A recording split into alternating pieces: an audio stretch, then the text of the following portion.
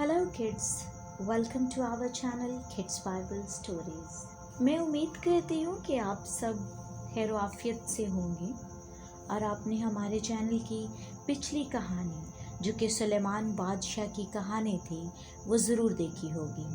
हम आज की कहानी में देखेंगे सुलेमान बादशाह कैसे अपनी राया की मुश्किलात में मदद करता है, अपनी राया के साथ कैसे इंसाफ करता है।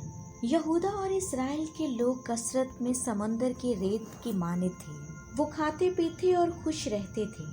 सुलेमान दरियाए फरत से फलस्तियों के मुल्क तक, मिस्र की सरहद तक सब ममलकितों पर हुक्मरान था। वो उसके लिए हदिये लाती थी। सुलेमान की एक दिन की रसद ये थी: 30 कौर मैदा और 60 कौर आटा, 10 मोटे मोटे बैल और चराई पर के बैल, 100 भेड़ें और इनके अलावा चकारे और हिरन और छोटे हिरन और मोटे ताज़ा मुर्ग। सुलेमान बादशाह के यहाँ उसके रथों के लिए 40,000 थान और 12,000 सवार थे, और उन सब के लिए जो सुलेमान बादशाह के दस्तरखान पर आते थे रसद पहुंचाता था। वो किसी चीज़ की कमी ना होने देते थे, और लोग अपने अपने फ़र्ज के मुताबिक घोड़ों और तेज़ रफ्तार समुद्रों के लिए जौ और भूसा उसी जगह से ले आते थे जहां वो मनसबदार होते थे। खुदावंद ने सुलेमान को हिकमत और समझ बहुत ज़्यादा और दिल के वुसअत भी अनायत की, जैसे समुंदर के किनारे की रेत होती है।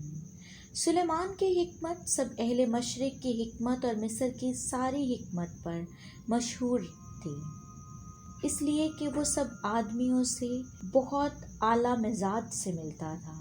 सुलेमान बादशाह नहायत दानिशमंद था और चगिर्द के सब कौमों में उसकी शोहरत थी। सुलेमान बादशाह ने 3,000 मसलें कहीं, और सुलेमान बादशाह के 1,005 गीत थे। सब कौमों में से ज़मीन के सब बादशाहों की तरफ से जिन्होंने उसकी हिकमत की शोहरत सुनी थी, लोग सुलेमान की हिकमत को सुनने आते थे। सुलेमान बादशाह की दौरे हुकूमत में 2 औरतें उसके पास आईं और कहने लगीं। एक औरत कहने लगी, ए मेरे मालिक, मैं और ये औरत दोनों एक ही घर में रहती हैं, और इसके साथ घर में रहते हुए मेरे एक बच्चा हुआ। मेरे जच्चा हो जाने के बाद तीसरे दिन इस औरत का भी बच्चा हुआ। हम एक साथ ही रहती थीं। कोई गैर शख्स उस घर में ना था, सवा हम दोनों के जो घर में ही थे। इस औरत का बच्चा रात को मर गया, क्योंकि ये उसके ऊपर लेट गई थी। सो ये आधी रात को उठी, और उस वक्त तेरी लौंडी सोती थी। मेरे बेटे को मेरी बगल से लेकर अपनी गोद में लिटा लिया और अपने मरे हुए बच्चे को मेरी गोद में डाल। सुबह को जब मैं उठी और अपने बच्चे को देखा तो क्या देखती हूँ कि वो मरा पड़ा है। पर जब मैंने गौर से अपना बच्चा देखा तो मालूम हुआ ये मेरा लड़का नहीं जो मुझसे पैदा हुआ था।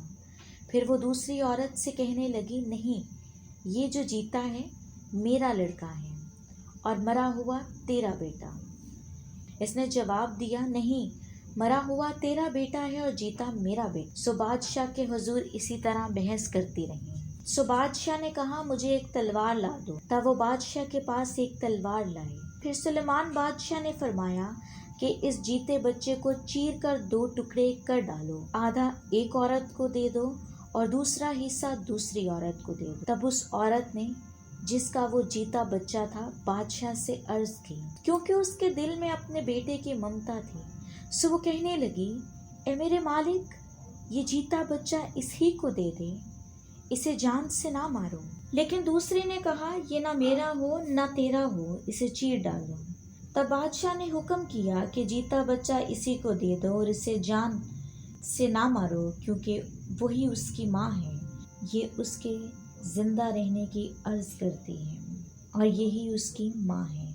सारे इस्राएल ने इंसाफ जो बादशाह ने किया सुना, और वो बादशाह से डरने लगे, क्योंकि उन्होंने देखा कि अदालत करने के लिए खुदा की हिकमत उसके दिल में है। हमने आज की कहानी में देखा कि खुदावंद खुदा ने सुलेमान बादशाह को बहुत हिकमत अनायत की थी।